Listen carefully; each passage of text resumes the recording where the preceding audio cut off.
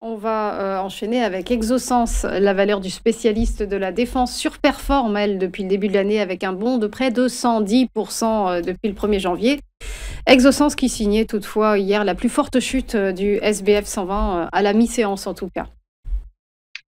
Alors oui, bon, mais on est dans le secteur, un secteur qui est un peu privilégié avec les bruits de bottes que l'on entend un peu partout aujourd'hui. Donc on a ici un graphique qui date de la fin de l'année dernière et on voit effectivement une très belle tendance haussière qui a démarré après une figure de creux de creux et qui s'est terminé par une figure de double creux sur la zone des 17,04 € et vous voyez qu'on est monté jusque dans la zone des 45,80 €, 46. C'est-à-dire que le cours de l'actif s'est multiplié par 2,5.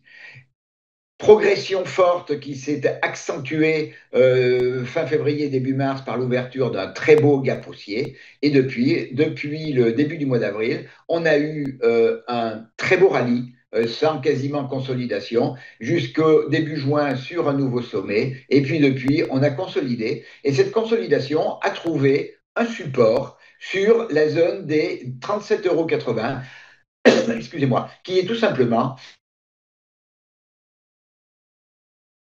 rallye entre début avril et le sommet de l'actif. Sur cette zone des 50%, on a fait une structure donc de creux en pince et puis le mouvement est reparti.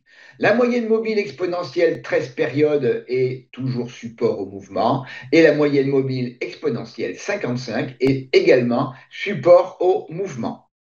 Alors, comme vous l'avez indiqué, hier, on a eu une belle baisse, on a eu une belle bougie, et cette bougie, elle doit, comment dire, interpeller les acheteurs, parce que c'est une bougie qui est qu'on appelle en analyse technique une englobante baissière, qui est une figure de retournement à la baisse. Alors, elle, à elle seule, elle ne va pas emporter l'ensemble du mouvement haussier dans lequel on se retrouve. Donc, il va falloir attendre. Il va falloir attendre tout d'abord de savoir si on arrive à refranchir le niveau des 42,35 €. Si c'est le cas, eh bien, le mouvement haussier reprend ses droits.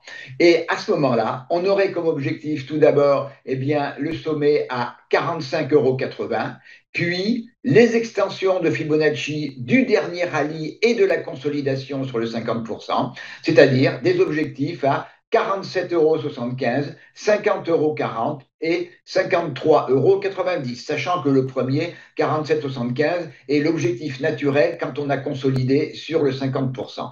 Maintenant, si le mouvement baissier qui a été amorcé hier se poursuivait et pour l'instant, à l'heure qu'il est, on est à 40,90 €. Donc, pour l'instant, les vendeurs et les acheteurs sont en train de se battre.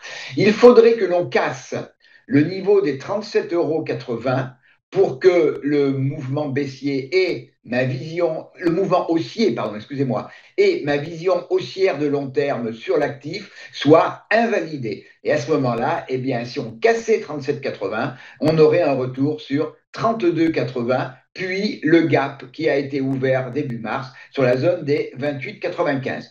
On est, et c'est un petit peu pour pas mal d'actifs en ce moment, on est un peu sur le fil du rasoir. Donc il faut, dans ce cas-là, il faut travailler les niveaux majeurs. En la circonstance, Exosens, on a comme niveau majeur 42,35 qui redéclencherait la poursuite de la hausse. Et on a comme deuxième niveau majeur 37,80 € qui, lui, déclencherait eh bien, un schéma baissier tel que je l'ai indiqué. Donc on est dans une zone, là pour l'instant, 37,80, 42,35, sur lequel eh bien, l'investisseur doit observer. Si on franchit 42,35, eh bien, on repart à la hausse. Si on casse 37,80, on repart à la baisse.